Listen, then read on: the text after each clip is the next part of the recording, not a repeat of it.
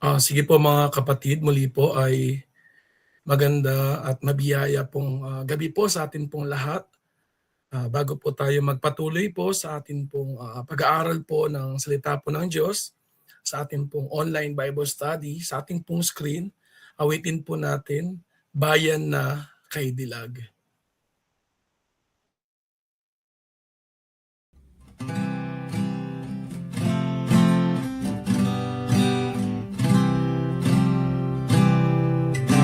Isang lupaing kainam na ngayon'y ating tinatanaw, at doon tayo'y hinihintay ng Ama nating mapagmahal.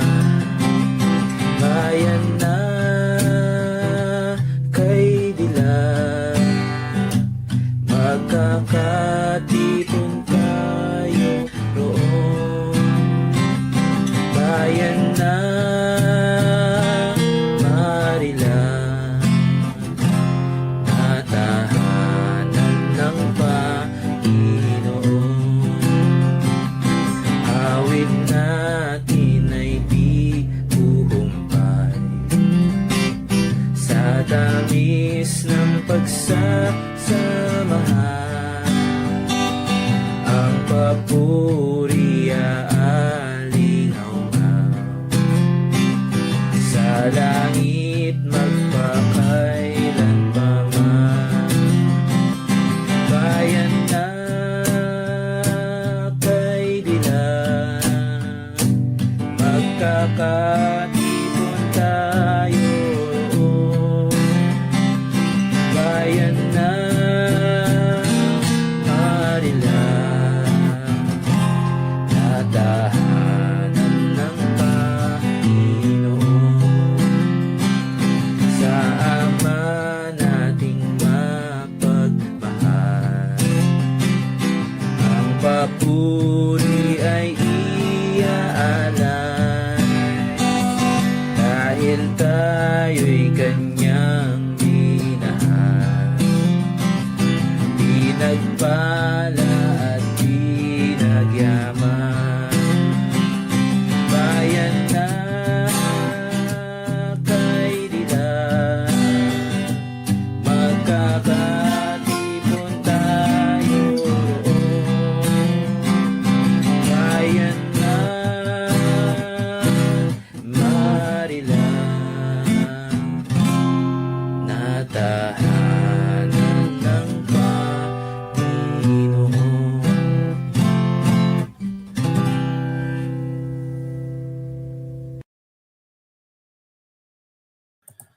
Purihin po ang Diyos sa atin pong inawit. At ngayon po ay magpapasimula po tayo, pero bago po tayo dumako sa ating pong pag-aaral po, ay tayo po muna ay manalangin at hilingin po natin kay Brother Abel kung maaari po ay pangunahan po tayo sa isang panalangin. Sige po, tayo po ay manalangin.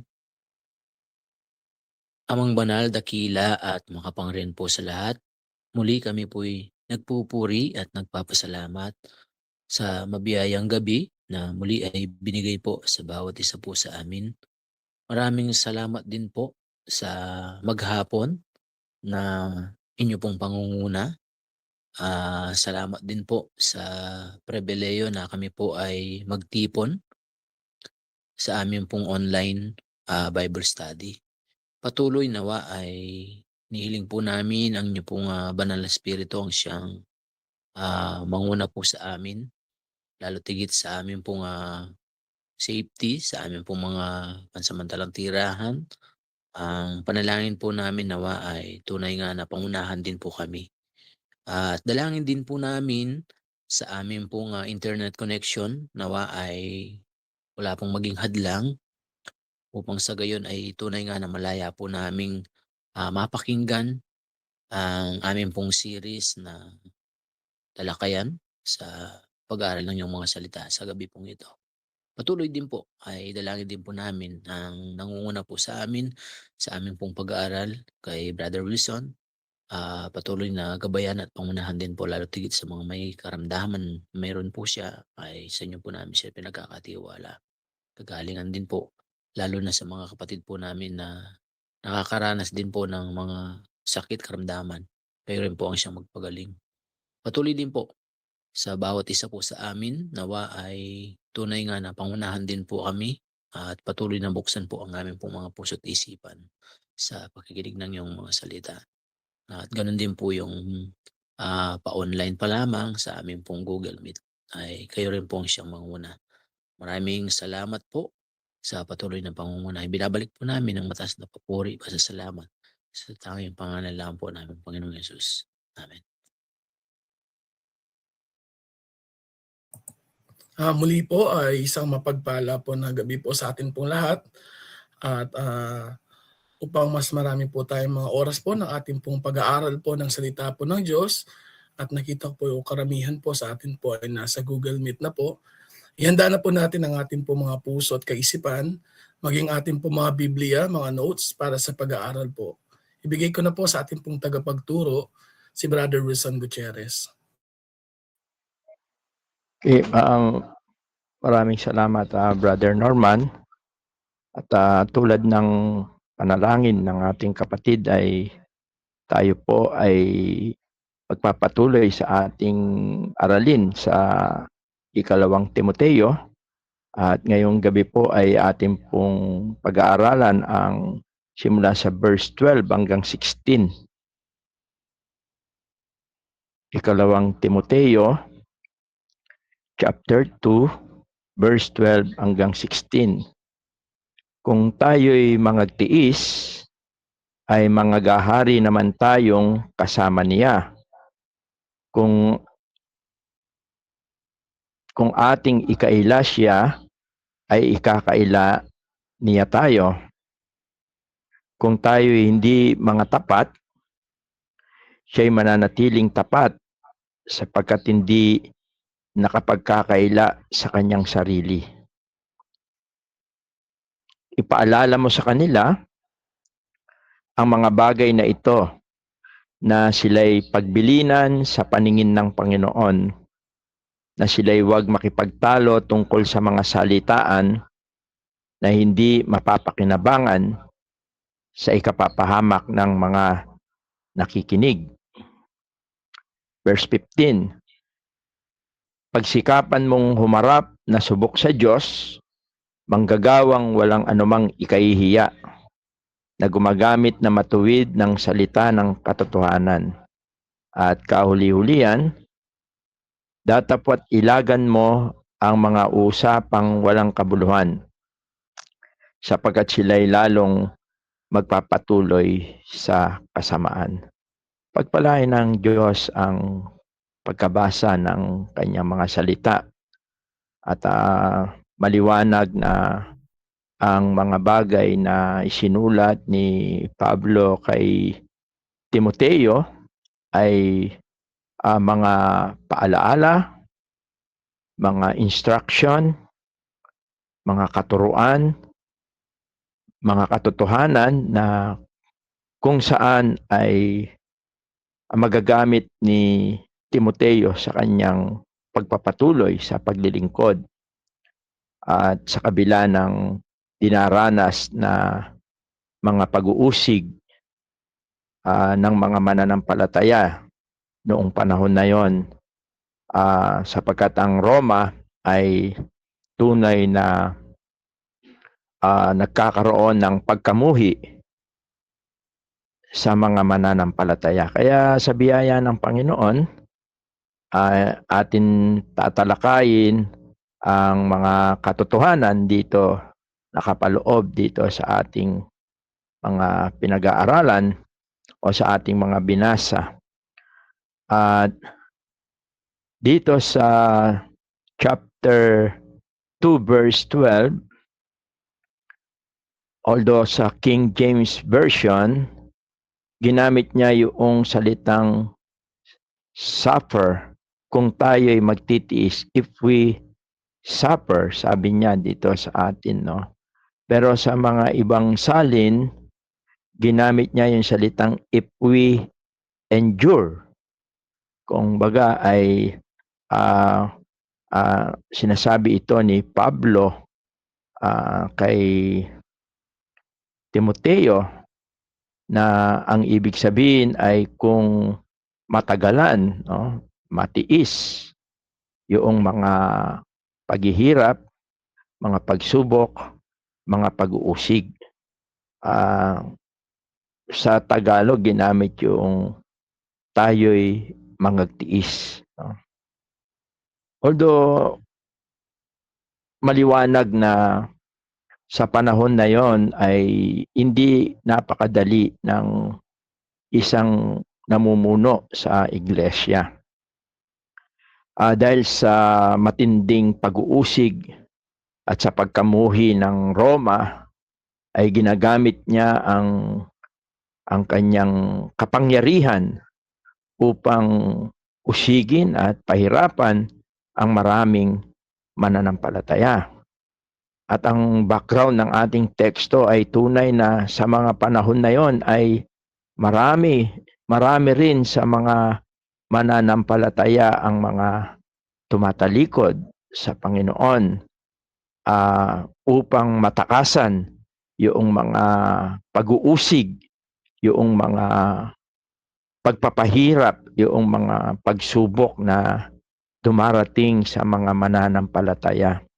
Kaya naman si Pablo ay binigyan niya ng diin ang isang katotohanan na kung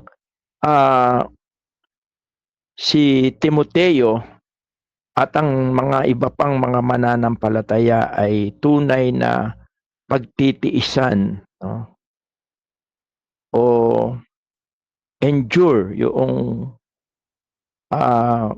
kabigatan na kanila ay patuloy nilang sisikapin na dalin, no? Binigyan siya ng kalakip na pangako.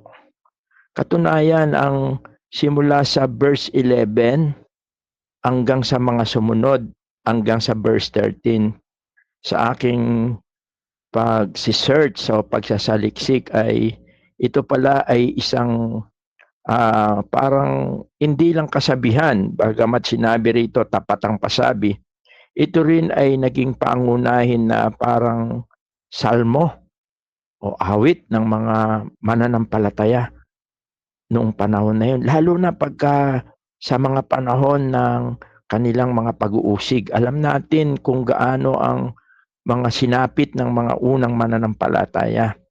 Bukod sa pagkulong, sila talaga ay pinahihirapan, pinapakain sa leon at kung ano-ano pang mga pahirap.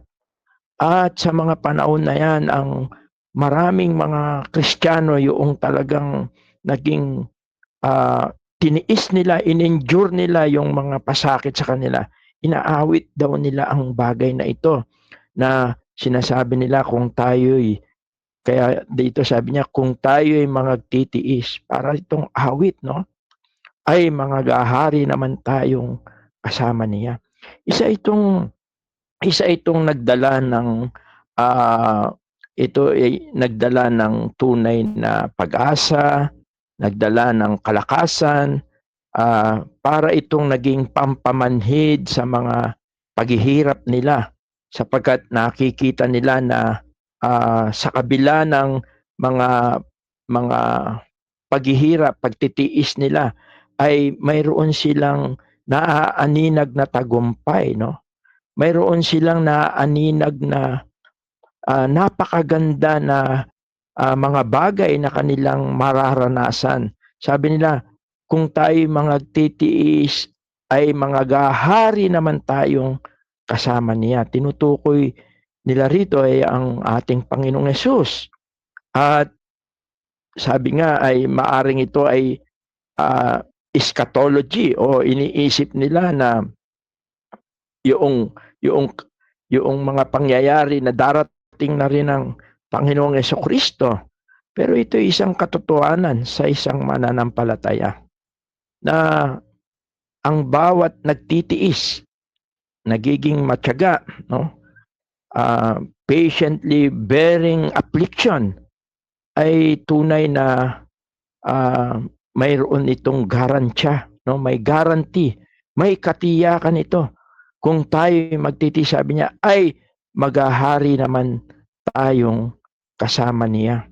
Kaya isa itong napakaganda at ito rin ay bahagi ng sulat ni Apostol Pablo, no? Kasi yung sinabi rin dito na if we deny him, he also will deny us. If we suffer, we shall also reign with him. If we deny him, we also deny us. At yung bagay rito, no, na yung ibig sabihin nito, yung deny us, yung turning away from Christ, no? Dahil sa takot, dahil sa pag-iwas sa mga kahihiyan, at ang nakakalungkot ay itinatanggi nila ang ating Panginoon o ang kanilang pananampalataya sa Panginoong Diyos. Although alam natin na ang kaligtasan ay hindi naman dahil sa performance natin, dahil sa nagtiis tayo. Alalahanin natin si Pedro rin ay dininay niya ang ating Panginoong Hesus sa panahon na siya ay very weak spiritually, no? Kumbaga nagdilim ang pananampalataya niya. Although nandoon yung pananampalataya, marahil ito yung ang tinutukoy dito, mababaliwala yung mga gantimpala. Marahil yun yung tinutukoy dito, no? Hindi ako naniniwala na ito'y may kinalaman sa kaligtasan, sapagkat alam natin na ang kaligtasan ay wala sa performance natin. Kung tayo ba ay naging matyaga, tayo ba ay nagtiis, o tayo ba ay natakot, o paring sila ay walang naging mga bunga, no? At isa yon dahil kaya sila ay walang mga masasabi natin gantimpala. Pero ito yung nagbibigay sa kanila ng strength, nagbibigay sa kanila ng lakas upang sa kabila ng kanilang pagtitiis, no? Kaya sabi nga, ito'y isang awit, inaawit nila ito sa mga panahon na dumaranas sila ng pagtitiis. At ito yung alam ito ni Timoteo. At ito yung isang mga bagay na ibinahagi ni Pablo kay Timoteo. Katunayan sa Roma, Kapitulo 8, talatang 17, ito rin ay mayroong binanggit si Pablo sa kanyang sulat dito sa Roma chapter 8 verse 17. At ganito ang ating mababasa. Sabi ni Pablo sa kanyang sulat, at kung mga anak ay mga tagapagmana nga, mga tagapagmana ni Kristo. Sabi niya, no? Kung gayon nga, makipagtiis tayo sa Kanya upang tayo'y luwalhatiin namang kasama niya. Ito ay napakaganda rin ng bagay na sinabi ni Apostol Pablo sa bahaging ito, at gusto ko rin na tignan natin ang katotohanan ito. Una, ang mga salitang ginamit ni Pablo rito, at kung mga anak ay mga tagapagmana nga, actually ito ay inadapt ni Pablo ang katotohanan ng yung tinatawag na Roman adoption, no? Kung saan ang isang inampon, kasi ginamit ni Pablo rito, at kung mga anak, actually ito ay isang legal custom of adoption. At alam natin na sa Roma, ang isang inampon, no, ang isang inampon ay nagkakaroon siya ng full rights, no, as a legitimate heir to an estate. siya ay nagkakaroon ng karapatan, no? Yung karapatan sapagkat siya ay nagiging lehitimong anak. Ganoon ang panuntunan ng Roma, no? At kaya nga sa Roma, yung mga successor nila, yung kanilang mga anak. At dito ay sinasabi ni Pablo na at kung mga anak ay mga tagapagmana nga. Kanino? Sabi niya, mga tagapagmana sa Diyos. Sapagkat tayo naging anak ng Diyos nung tayo ay sumampalataya kay Kristo. At sabi niya rito, at mga kasamang tagapagmana ni Kristo. Ang ibig sabihin nito, yung mga bagay na tatanggapin ng ating Panginoong Yesus, yung kanyang kalwalatian, sabi niya, ay magiging kabahagi tayo ron. Kaya sabi niya, kung gayon nga, sabi niya, makipagtiis tayo sa kanya. Sabi ni Pablo, kasi naman niya yung sarili niya, upang tayo'y lumuwalhati namang kasama niya. Kaya ang katotohanan ito, yung ang isang mananampalataya ay tunay na nagkakaroon siya ng magandang inaharap sa Panginoong Diyos. Dahil siya ay anak ng Diyos. Siya ay tagapagmana. At nadala tayo sa ganyang kalagayan sa isang biyaya, no? Dahil kay Kristo. Dahil sa ating Panginoong Yesukristo. Kaya nga naman, sinasabi ni Pablo, kung mayroong naghihintay sa atin na mana, kung mayroong naghihintay sa atin na kalwalatian dahil kay Kristo, sabi niya makipagtiis tayo. At yun yung sinasabi ni Pablo doon sa awit ng mga mananampalataya during sa mga panahon ng kanilang kahirapan, no? Sabi nga ay yung present trials natin ay hindi natin maikukumpara doon sa eternal glory natin. Kaya mga kapatid, tayo rin sa ating maaaring sa ating paglilingkod, maaaring sa ating pananampalataya.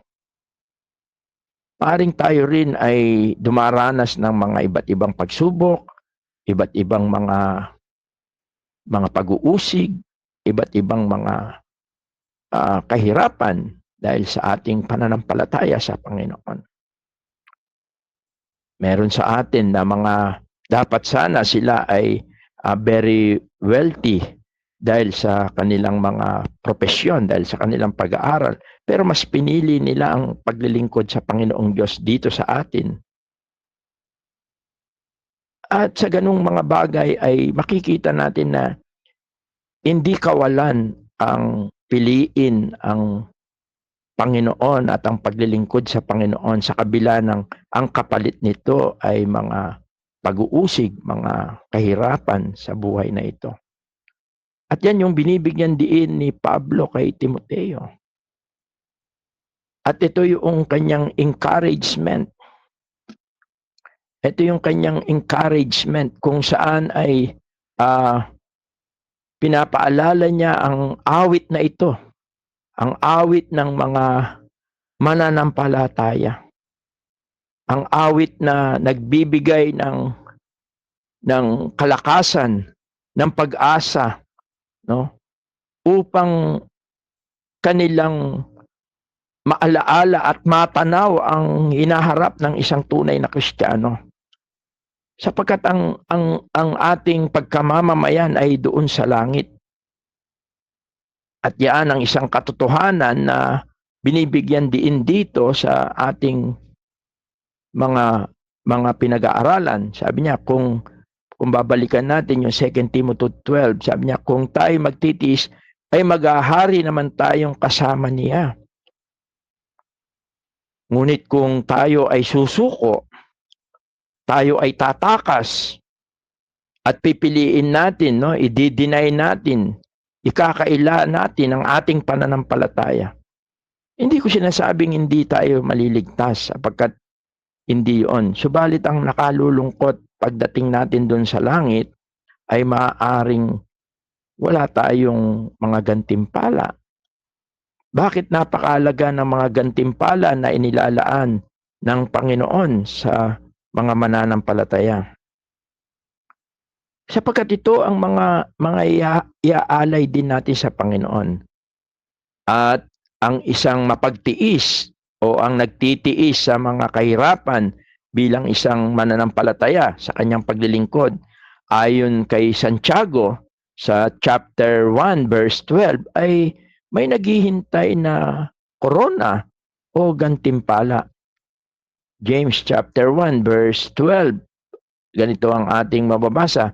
Sabi niya, mapalad ang taong nagtitiis ng tukso sapagkat pagkasubok sa kanya, pansinin natin, interchangeably yung paggamit, tukso, pagsubok, sapagkat ang tinutukoy dito ay ang pagsubok, no?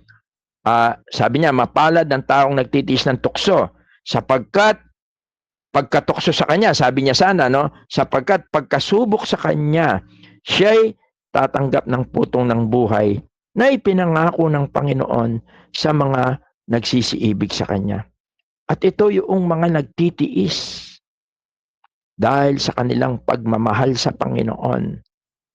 At ito yung bagay na ipinapaalaala ni Apostol Pablo kay Timoteo. Parang binibigyan niya siya ng inspiration. Bagamat katulad po ng aking nabanggit na ang mga salitang ito hindi lang poetic, kundi ito ay naging pangunahing awit, salmo ng mga mananampalataya. Lalo na sa panahon na sila po ay dumaranas ng matinding pag-uusig at ito yung kanilang inaawit, no? At maganda rin tayo ay kung di man natin maawit, ito yung memorize natin. Kung tayo, sabi niya, 2 Timothy 12, kung tayo magtiis, ay mga gahari naman tayong kasama niya. Wag tayo sumuko. Sapagkat alam natin na pag-uwi natin dun sa ating tunay na tahanan, hindi maikukumpara ang kagandahan, ang kasaganaan, ang kalwalatian na ating matatamasa sa mga pagtitiis na ating nararanasan. Piliin natin ang Panginoon. At dito'y nagpapaalala rin na ang pagpili sa Panginoon, kung minsan hindi ito nagbibigay ng garansya na makakamtan mo yung kasaganaan dito sa lupa. No? Kung minsan, ang pagpili sa Panginoon, ang paglilingkod sa Panginoon, kung minsan ito yung nagdadala, nakakaranas tayo ng mga kahirapan. At kailangan nating tiisin sapagkat sa kabila ng ating pagtitiis, mayroong mga inilalaan ng Diyos na mga gantimpala. Kung minsan hindi man yun doon pa sa langit eh. Kung minsan dito pa lang ay nararanasan natin ang kanyang presensya, ang kanyang kapangyarihan. Sabi niya nga sa Hebrew 13:5, I will never leave you nor forsake you. Kaya bahagi rin ng awit no na inaawit nila yung sa verse 13. Kasi sa verse 13 ang sabi niya, sabi dito sa verse 13, sabi niya, kung tayo'y hindi mga tapat, siya'y mananatiling tapat sapagkat hindi makapagkakaila sa kanyang sarili. Sa English, sabi niya, if we believe not, yet he abideth faithful, he cannot deny himself. Sa ibang salin, ginamit yung, if we are faithless, he remains faithful, for he cannot deny himself.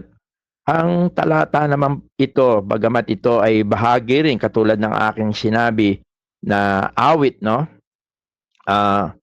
Na kinote din ni Paul ito, no? Yung dito sa kanyang sulat, binibigyan diin niya na ang mga mananampalataya na nasa Panginoon,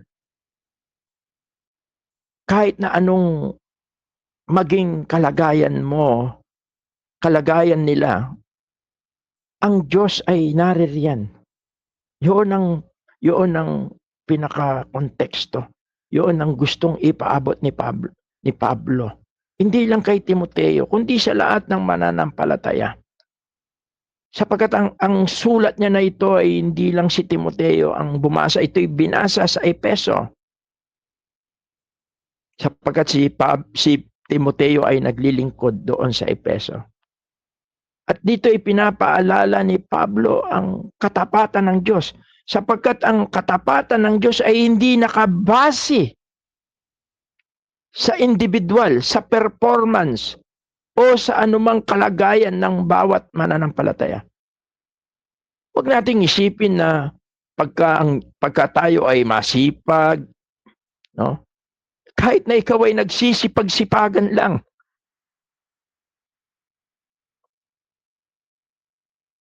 tapat ang Diyos sa iyo.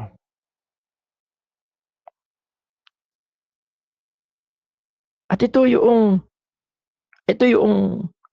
nais na ipakita. Kahit ikaw ay mahina, kaya hindi natin dapat itago ang pagka tayo mahina. Hindi tayo dapat magkunwari sapagkat alam naman natin ang Diyos, ang ating Panginoon ay nakikita niya. God is omniscient, all-knowing. Sapagkat wag mong isipin, parang sinasabi niya, hindi mo dapat, ang Diyos tapat siya.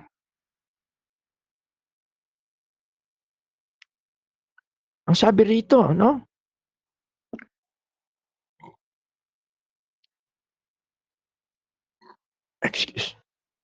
Yung salitang faithless, ito yung hindi kamukha nung una, yung abandonment, iniwan, tinalikuran, dahil sa takot, dahil sa ayaw mapahiya, dahil mas pinipili nila yung maging magandang kalagayan nila dito sa lupa. Samantalang kahit na sila ay maghirap dito sa lupa, may naghihintay na kalwalatian sa kanila. Dito naman, yung faithless, hindi ibig sabihin tumalikod sa pananampalataya. Kundi kung minsan dumarating sa pananampalataya dahil sa mga suliranin, kung minsan talagang humanly speaking, naapektuhan sila. Aring yung iba ay nanghihina, both spiritually and physically. Aring yun, dumarating sa kanila yung moment na nag-aalinlangan sila. Pero kahit paano sila ay nagpapatuloy. At pinapaalala ni Pablo na kahit na ano ang kalagayan natin, hindi tayo dapat, mas maganda nga actually yung daluyan ng strength ng Panginoon, yung faithfulness ng Panginoon. Sometimes, nagsisimula ito sa pagtanggap na tayo ay mahina. Kesa doon sa i-cover natin yung talagang kalagayan natin. Kaya yung if we believe not dito, yung faithless, mahina, weak, tandaan natin, kahit na anong sitwasyon, parang sinasabi ni Pablo sa bagay na ito, na yung divine character ng Diyos ay hindi magbabago. Sabi niya, kung tayo hindi mga tapat, siya'y nananatiling tapat. Kaya doon sa, even sa Old Testament, dito sa Numbers, sa mga aklat ng bilang, dito naranasan din nila at ipinakita rin dito na kung gaano katapat ang Diyos, no? Hindi siya nagbabago. Ang sabi rito sa Numbers 23 verse 19, sabi niya, God is not a man that he should lie, neither the son of man that he should repent. Had he said, and shall he not do it? Ito ay sinabi ni Prophet Balaam, no?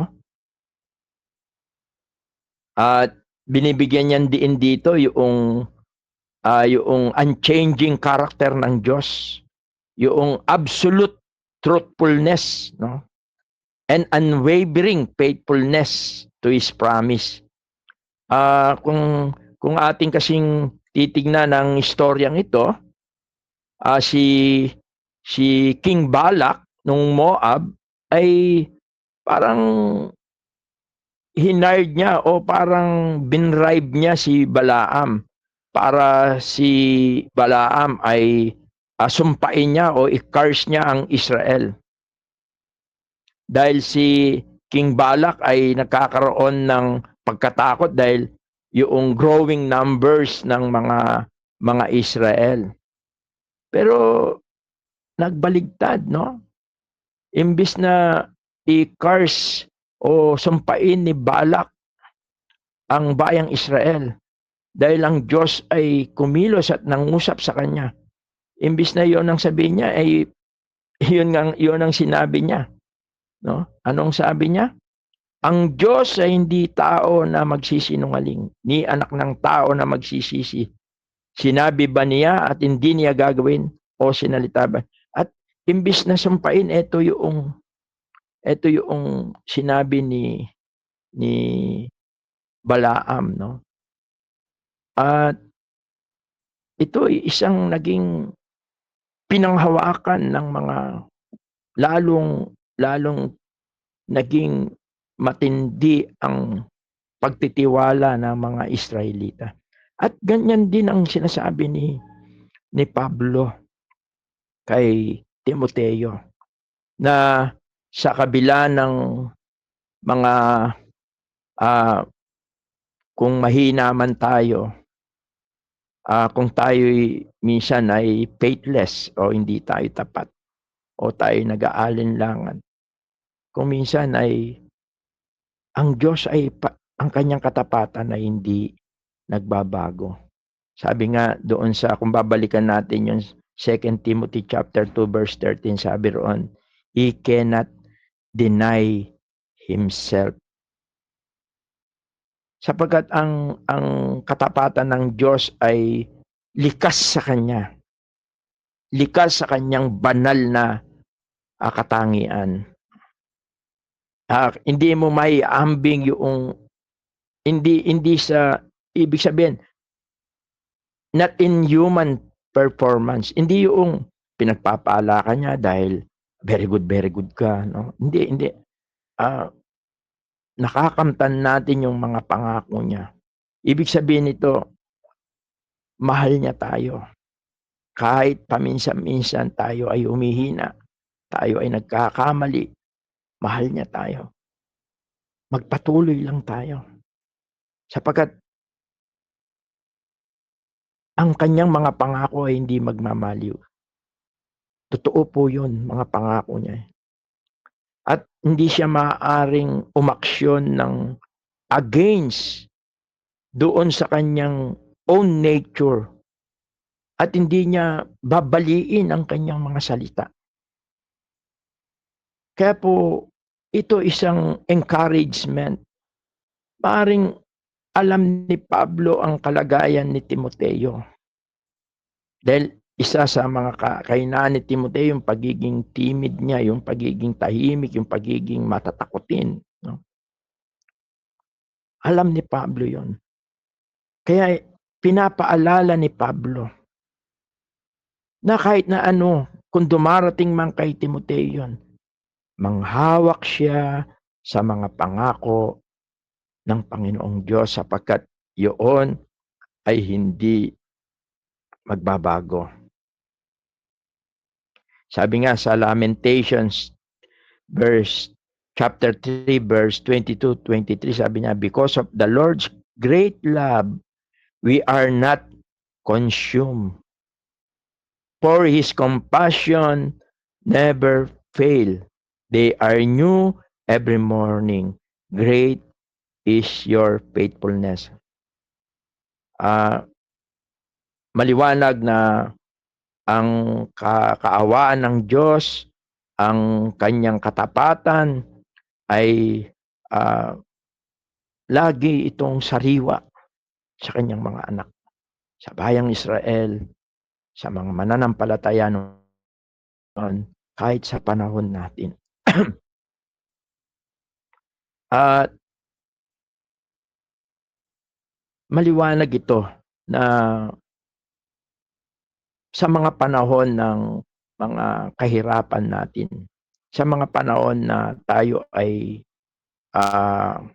nanghihina, kaalinlangan, na nahahatak ng ating laman, ng sanlibutan, at tayo ay kinukubkob ng kaaway, tumingin tayo sa Panginoon.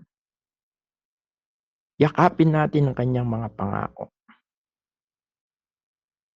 At itong mga awit na ito, katulad ng aking nasabi, inaawit ito, hindi lang ito mga poetical, kundi ito'y inaawit ng mga mananampalataya sa mga panahon na sila ay tunay na nasa mahigpit o nasa mahirap na pagsubok at pag-uusig. At actually ito yung lalong parang nabaliw ang hari ng Roma dahil nagpupuri ang mga mananampalataya sa kabila ng mga paghihirap. Kaya ito ay isang biyaya at ito yung mga pinapaalala ni Pablo kay Timoteo. At hindi lang niya in-encourage si Timoteo na sa mga kahirapan, kundi pinaalalahanan din niya na siya ay magpatuloy sa paglilingkod. At hindi lang basta magpatuloy, no? Kundi pinaalalahanan niya siya na maging, sabi niya, manggagawa, a worker approved by God. Kaya dito sa verse 14, ang sabi rito sa verse 14, kung ating titignan, sabi ni Pablo, ito yung instruction niya, ipaalaala mo sa kanila, sa mga mananampalataya, sa mga Kristiyano doon sa Efeso, ang mga bagay na ito. Ano yun? Yung katapatan ng Diyos, yung kung magtitiis ka, mayroon kang hinihintay na biyaya, gantimpala sa Panginoon. At sabi niya, ipaalaala mo sa kanila ang mga bagay na ito. At mayroong mga bagay na mga bilin din dito sa bahagi ito, no? Sabi niya sa ibang salin, sabi niya, remind them of these things and charge them before God not to quarrel about words, which does no good but only ruins the hearer. Sabi niya, ipaalaala mo sa kanila ang mga bagay na ito na sila'y pagbilinan sa paningin ng Panginoon. Sabi, charging them before the Lord. Sabi niya na sila'y wag makipagtalo tungkol sa mga salitaan na hindi mapapakinabangan.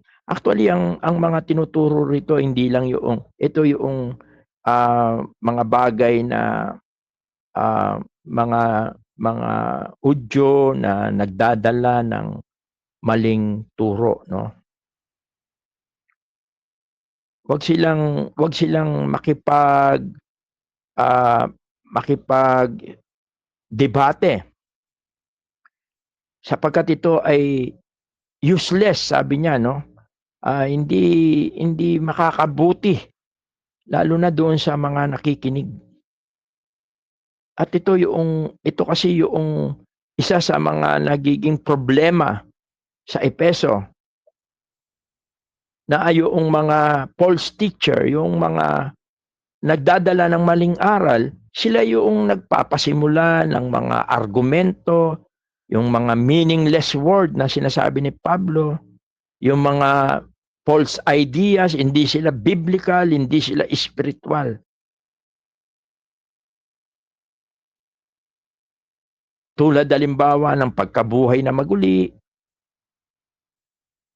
at ang mayroong masamang epekto. Yun yung sinasabi rito ni Pablo na bilang isang leader, yung kapakanan ng iglesia, yun yung lagi nating bibigyan ng diin o ng pansin o ng ating focus. Although hindi ibig sabihin nito na wag na natin pansinin yung mga ibang naririnig natin. No, hindi 'yon. Ang pino-point dito ay maging matalino tayo sa pakikiharap sa mga bagay na sinasabi at naririnig natin na alam natin na ikapapahamak ng mga nakikinig. Hindi lang ito tungkol sa mga hindi mananampalataya, maging sa mga mananampalataya. Ito yung ibig sabihin ni Pablo na sila ay maging aware.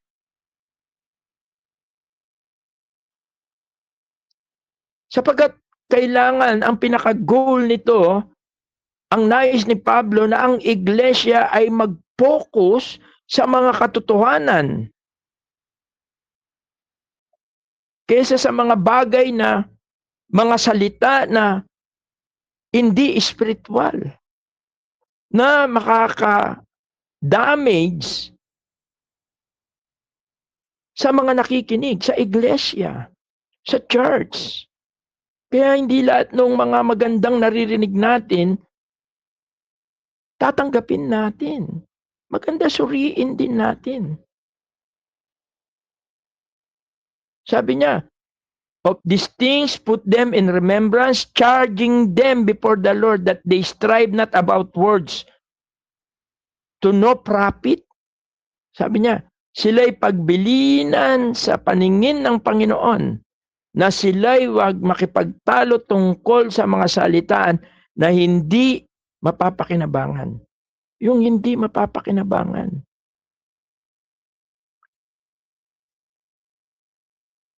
Yung charge them before God, ibig sabihin nito ay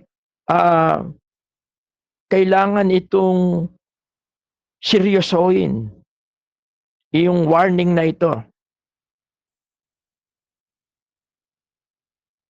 At bigyan ng pansin ng iglesia sa Epeso ng tinatawag na holy respect.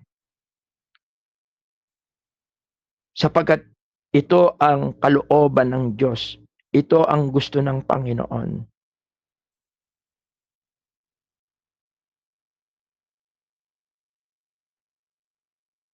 Kaya madalas itong actually sinulat na ito ni Pablo una kay Timoteo. Mababasa natin sa 1 Timothy chapter 6, 3 and 4. Parang ito ay paalaala, warning, no? Kasama doon sa pagtatapos ng kanyang sulat. Ang sabi, kung ang sino may nagtuturo ng ibang aral at hindi sumasang-ayon sa mga salitang nakagagaling, sa makatuwid ay sa mga salita ng ating Panginoong Jesucristo, ito yung mga aral, yung mga doctrines, at sa aral na ayon sa kabanalan, sabi sa verse 4, ang gayon ay palalo, walang nalalamang anuman, kundi may sakit sa mga usapan at mga pagtatalo, sa mga salitang pinagbubuhatan ng kapanaghilian, mga pagkakaalit, mga pag-aalipusta, mga masasamang akala. Pansinin natin ito. Hindi ibig sabihin ni Pablo na, wag nyo nang i-discuss yan, wag nyo nang pag-usapan yan, wag na kayong Ang tinutukoy niya, maging aware tayo sa mga bagay na naririnig natin. Ito, warning ito. Huwag tayo, ibig sabihin maging matalino tayo. Lagi natin isaalang-alang ang mga turo ng Panginoon. Ito ba ay spiritual? Ito ba ay makakatulong sa iglesia, sa mga nakikinig? O ito ba ay nagdadala ng kaguluhan? Ito ba ay nagdadala ng maling impresyon? Yan ang sinasabi niya kay Pablo. O sinasabi ni Pablo kay Timoteo.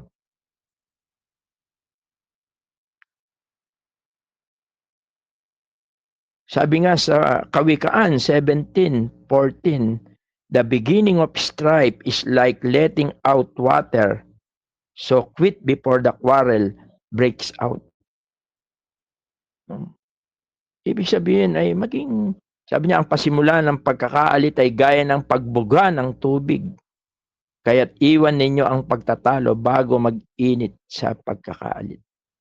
Kaya dito sa pinag-aaralan natin, hindi lang pinaalalahanan ni Pablo na magtiis, magpatuloy, manangan sa mga pangako ng Panginoon, kundi pinaalalahanan din ni Pablo o inutusan siya, binigyan siya ng instruction para sa buong kongregasyon na paalalahanan, bantayan, no? Pagbilinan sila sa paningin ng Panginoon. At napakahalaga nito. At ang pinaka-bottom line nito, sabi niya sa verse 15, sabi niya, sabi niya, pagsikapan mong humarap na subok sa Diyos.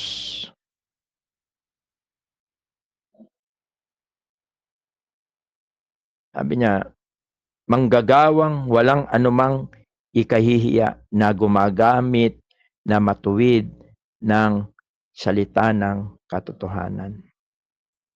Ito'y panawagan ni Pablo kay Timoteo bilang isang lingkod, at ito'y para din sa lahat ng mga Kristiyano.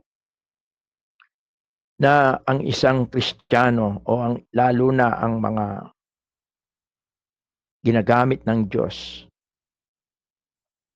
na sila ay maging, sabihin natin na yung sinabi rito na pagsikapan mong humarap na subok sa Diyos. Yung present yourself approved to God. Ang ibig sabihin nito ay dapat nakapokus ka doon sa kung ano ang sasabihin ng Diyos.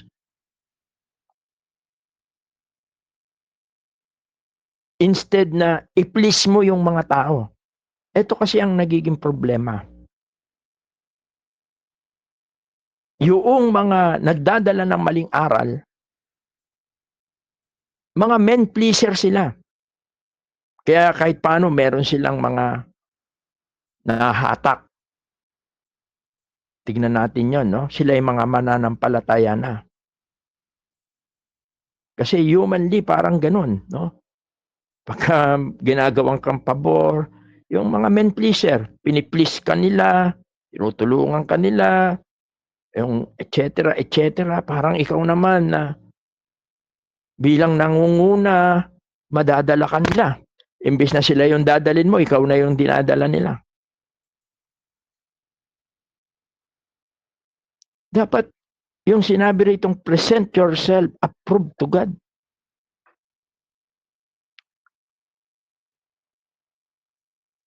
Hindi mahalaga kung minsan kung ano yung sasabihin nila sa atin. Ang mahalaga kung ano ang sasabihin ng Diyos sa atin. Kaya yung sinabi rin dito na a worker who does not need to be ashamed, sabi sa ibang salin, no? A workman that needed not to be ashamed. Dapat daw parang tayo ay kumilos tulad ng isang tapat na nag-builder o laborer, no? yung wala tayong tinatago, yung gumagawa tayo, no? Para pagka chinek ng boss yung ating tinatayo, ito ay magiging approve sa kanya.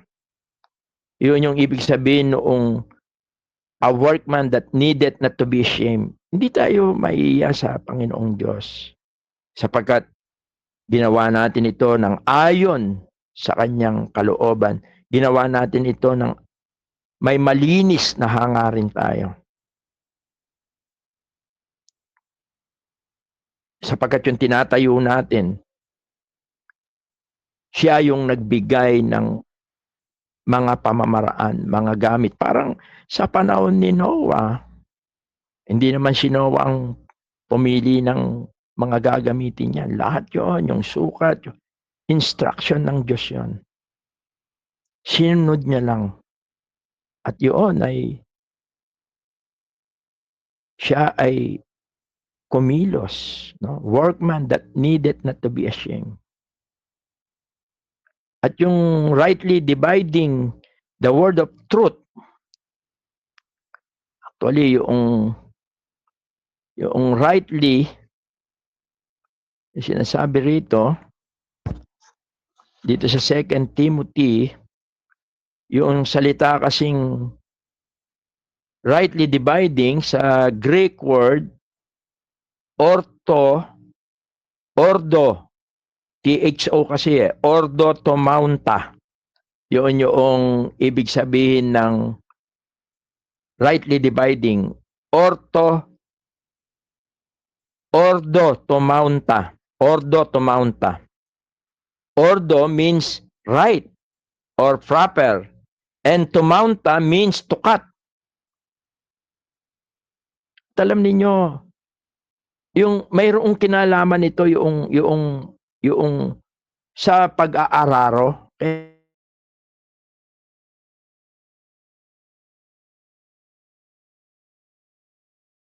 Tingin ka sa likod. Kasi dapat pala, yung salita ritong rightly dividing, yung tukat, no? Yung tomaunta, ibig sabihin nito ay diretso yung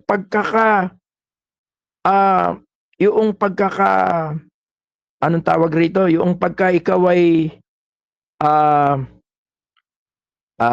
Kapampangan kasi yung sasarol, ano kasi sa Tagalog yon? Yung ikaw ay nag-aararo. Kailangan diretso. Kasi para maitanim mo ng maayos ang binhi at ito ay tutubo, lalaki at ito'y mag-uugat ng maayos na hindi sila maglalaban-laban at ito ay magbubunga ng sagana. May kinalaman pala ito. Yung rightly dividing the word of truth. Nang sa gayon, ito ay maitanim ang salita ng mabuti, ng tama, yun yung word of truth, para ito ay mag-ugat. Kaya sinabi rin ni Pablo yan sa Colosas na ang salita ng Diyos ay kailangan ay lumalim tayo roon at ito'y mag-ugat. At ito ay magbunga. Parang nakatanim sa siping ng agos, sabi naman ni Pablo o ni David, no? Sa mga awit. Ito yung correctly o yung rightly dividing the word of truth.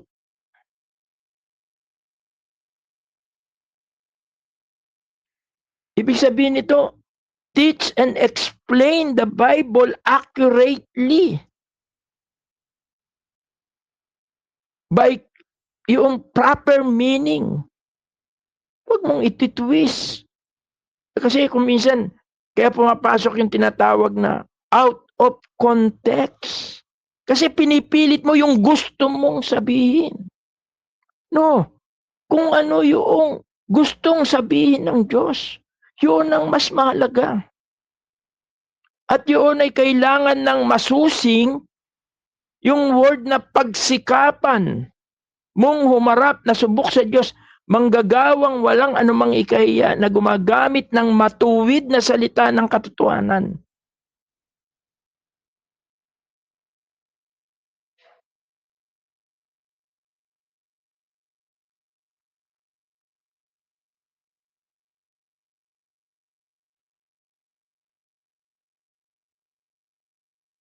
Ayun ang mahalaga na sa pangangaral, sa pagtuturo, mahalaga hindi ang tao ang nalulugod. Kung minsan masakit ito, sabi niya sa Hebrew 4:12, magkabila'y talim. Pero ang mahalaga ay na yung rightly dividing the word of truth, na ipresenta mong ayon sa katotohanan. Sabi nga doon sa 1 Thessalonians chapter 2 verse 4, siguro tingnan natin ito. 1 Thessalonians chapter 2 verse 4. Sapagkat dito ay pinapaalalahanan ni Pablo ang mga taga-Tesalonica. Sabi niya, kundi kung paanong kami minarapat ng Diyos, but as we were allowed of God to be put in trust with the gospel, sabi niya, kundi kung paanong kami minarapat ng Diyos upang pagkatiwalaan kami ng Ebanghelyo, ay gayon namin sinasalita. Hindi gaya ng nagbibigay lugod sa mga tao, kundi sa Diyos na sumusubok ng aming mga puso. Don't impress your audience na mapakita mo lang na magaling ka. No, hindi. Ang mahalaga, nagbibigay lugod sa Diyos. Siya yung sumusubok sa atin. Yun yung subok sa Diyos. Pagsikapan mong umarap na subok sa Diyos. Manggagawang walang anumang ikahiya. Yung iyong pagtatayo. Yung iyong laman ng puso. Gumagamit ng matuwid na salita ng katotohanan. Yung marapat, nararapat. Yung katotohanan.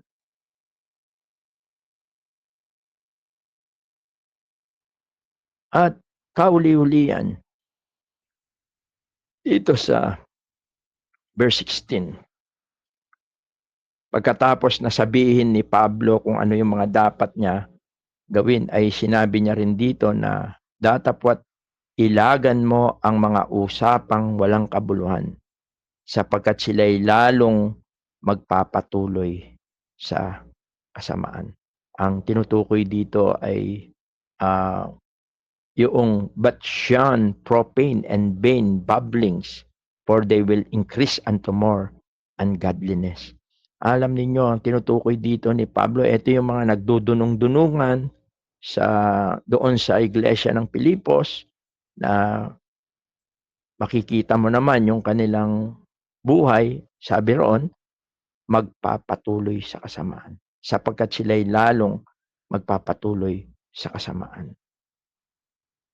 Kaya sana makita natin ang mga ilang mga katotohanan ito, mga paalaala ni Pablo, no? Binanggit ni Pablo yung ito'y naging salmo ng mga mananampalataya during that time, kung saan ay nagpapaalala na sa mga matitinding pagsubok, sa mga matitinding pag-uusig, ay mayroong tunay na naghihintay na biyaya at pagpapala sa mga tunay na mananampalataya. Kaya sa ating pagwawakas, nais kong basahin muli ang ating teksto. Sabi niya sa 2 Timothy chapter 2 verse 12, kung tayo'y mangagtiis, ay maghahari naman tayong kasama niya.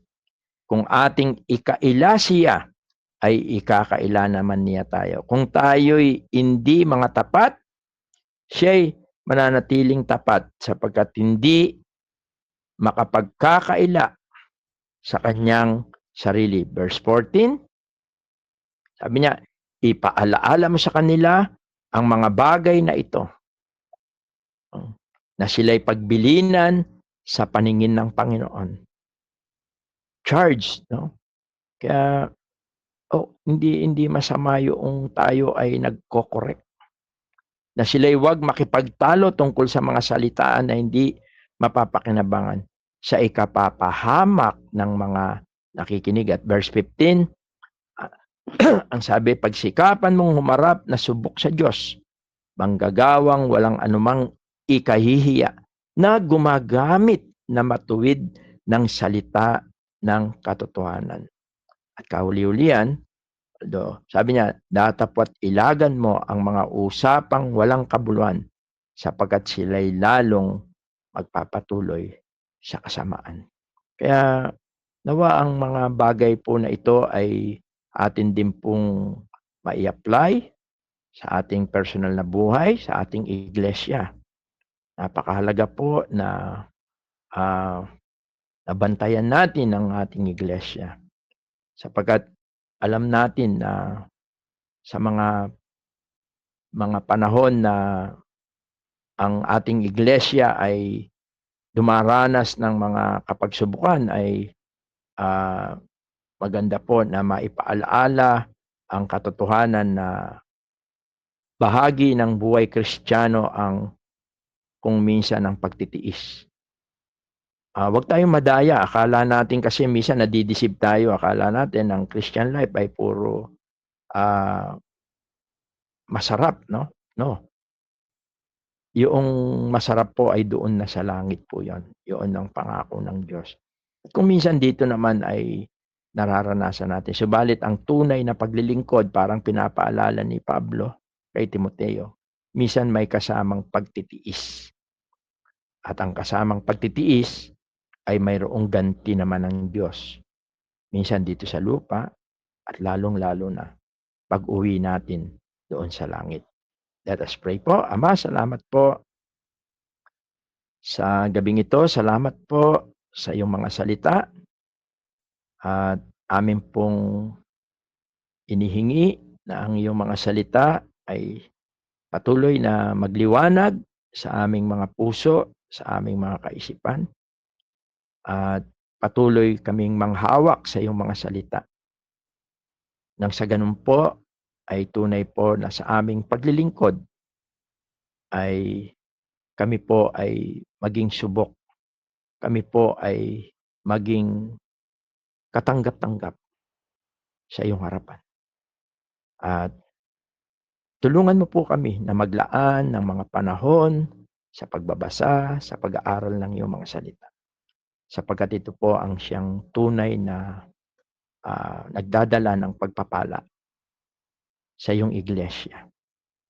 Ang lahat po ng ito, O Diyos, ay aming samot dalangin at patuloy nawa na mapagtagumpayan din namin ang mga bagay na alam namin na hindi nakalulugod, hindi nakakatulong para sa paglago ng iyong iglesia. Ang lahat po ng ito ay aming samot dalangin sa makapangyarihang pangalan po ng iyong bugtong na anak na si Jesus. Amen. Good evening and God bless sa bawat isa. At marahil ay balik ko muna sa ating MC para sa mga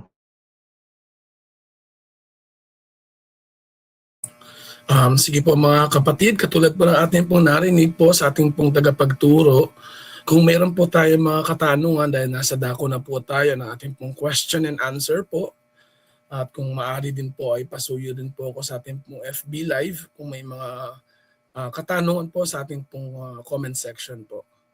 Sige po mga kapatid, ito na po yung pagkakataon po na tayo po ay magtanong or maghingi po ng kung ano man po mga clarification or mga karagdagan po, ay malaya po na tayo po ay gamitin po yung oras po na ito. Sige po mga kapatid, i-open lamang po ang ating po mga mic.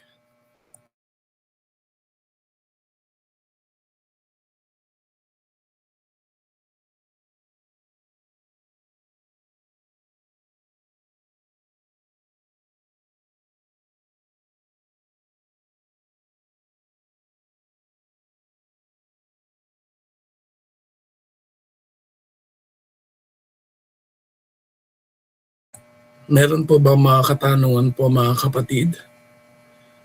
Maaari ko din po bang pakisuyo po yung atin pong FB Live kung may mga tanong po.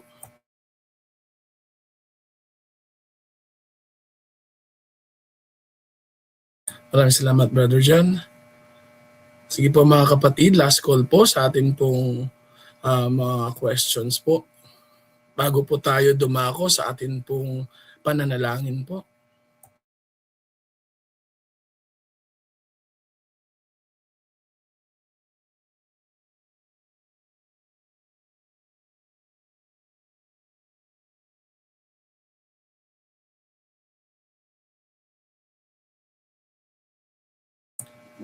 Sige po mga kapatid, kung wala na po tayong mga tanong, nawa ay tunay po na ang ating po mga napag-aralan po ay hindi lamang po natin po narinig po sa pag-aaral po na ito, kundi po ay masampuan po ng Diyos na pinamumuhay po natin ang mga bagay po nito sa patnubay po ng banal na Espiritu. Tayo po magwawakas po ngayon sa pananalangin. Kausapin po natin si Brother Jan na pagwakasan po tayo sa isang panalangin.